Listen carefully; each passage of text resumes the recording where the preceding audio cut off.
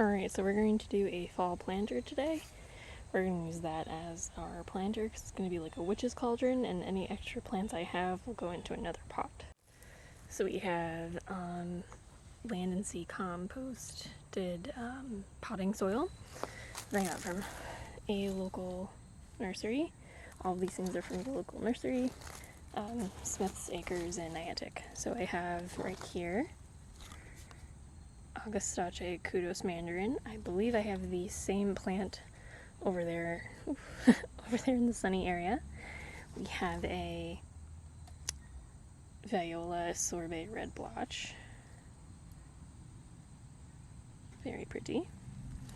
We have another Viola, or Pansy. Sorry, these are different. The sizing is very different. This is a Pansy Matrix Yellow.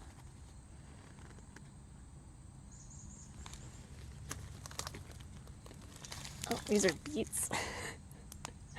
I thought I grabbed lettuce, but apparently I grabbed beets. I wanted the foliage, but you know, it would be really cool if I planted it and got beets out of it. I also got Sedum Reflex Blue Spruce. I liked the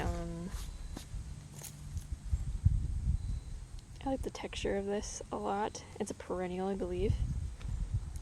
Yep, zones 3 through 8. So I'm just separating them by what's perennial and what's not. Got these two Dancing Queen hostas. They're small. They're like this bright neon, as you can tell. So there's two of those, and this beautiful snapdragon. Like, wow, Mom would have really liked the colors on this, so I grabbed it. The Snapdragon Snapshot Orange. It's gorgeous. I wish this was a perennial. It's not. But I happily found out that these two trailing vine type things are Goldilocks Lysimachia. Who knows how to pronounce it? Because on the back it doesn't say. But she was telling me that she has it in her yard. And I think it's gonna look really pretty. I don't know why I separated them, because I wanted to show like the different colors together. I think that this is gonna go really well. And so will the other pieces. So we're gonna plant that. It's gonna be cool.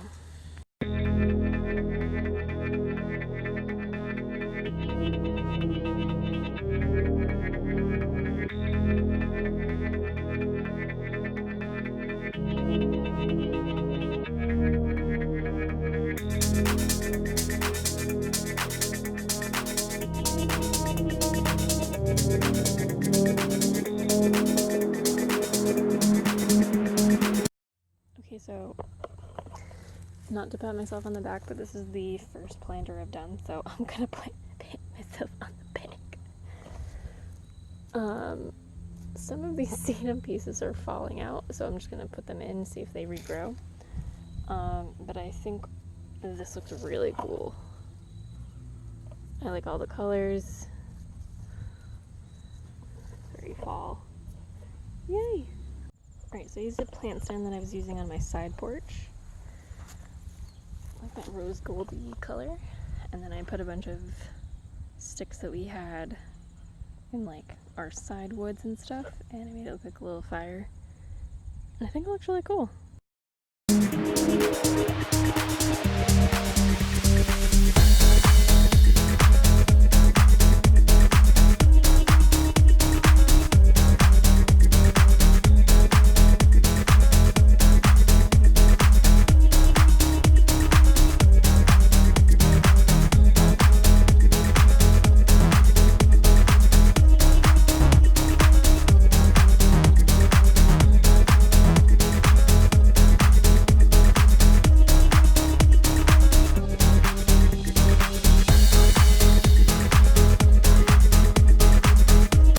Well, Halloween is supposed to be like kind of crazy and wacky and weird, so it's my crazy, wacky, weird Halloween planter.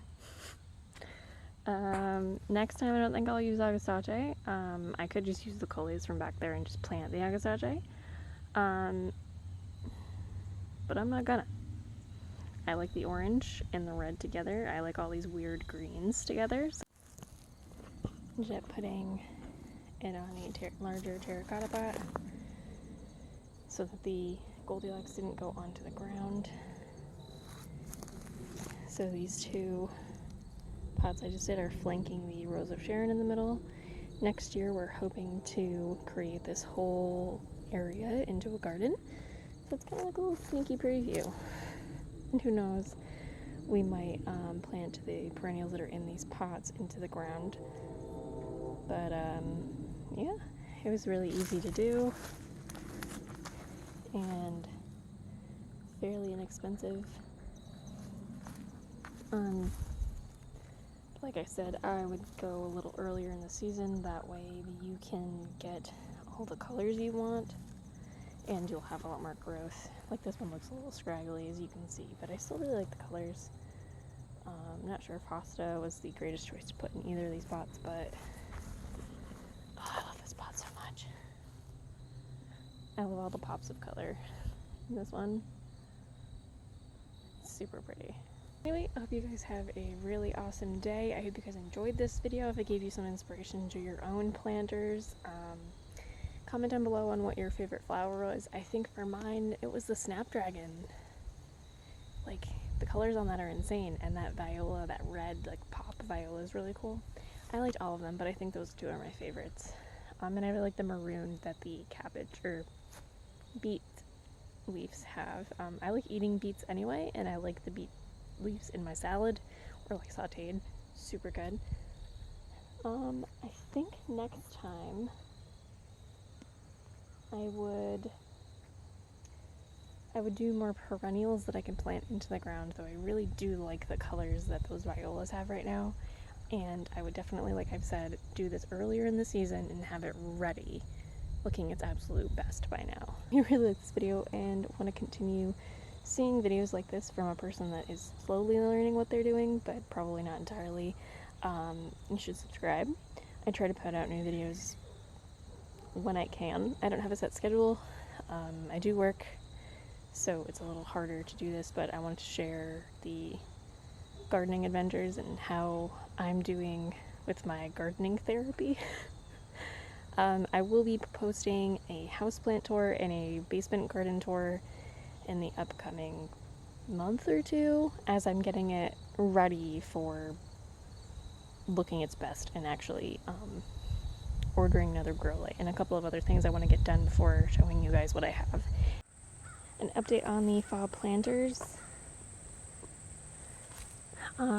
Everything seems to be doing okay. The snapdragons don't look super happy. And the soil isn't too wet. We did have some rain, I was a little worried, but the coreopsis is looking really nice, and even with it dying back a little bit and having that red, it kind of really looks pretty. The hosta is doing fairly well. The stone crop looks like it's doing awesome as well, and the beets I think are actually, like, the leaves are getting a little bigger. It's hard to tell. And to this one I added some sticks to it to, again, add that cauldron-esque feel. The violas actually look a lot better than I thought. And these leaves are a lot bigger than the other ones, I think because this gets a lot more sun because there's a tree in the way. The kudos is dying back a little bit. This might be a piece that I actually broke off on accident, so that's why that happened. And yeah, and this hosta is getting a lot more sun, so it doesn't look as great, but we'll fix that. But I really like the way this one looks now. It doesn't look as crazy to me as it did before. And I think the little things that I added onto it, like this mint piece, is doing fairly well. So that makes me very happy. So that makes me think maybe I should put this a little bit closer into the sunshine. And that might be why the snapdragons aren't doing well. But like I said before, the stone crop, hosta, and I keep calling this coreopsis. I did it again, the Goldilocks. The Goldilocks are perennials, so when it starts to get really cold, I'll dig those up and put those into the ground or in something. I could bring the coreopsis inside. I could also leave it in a larger pot, like the pot that is in there. I could put that in there and leave it outside. I've heard that that works as well. And the hostas I will end up probably putting in the rhododendron garden, because why not? We don't have any deer, so hostas don't really get crazy here.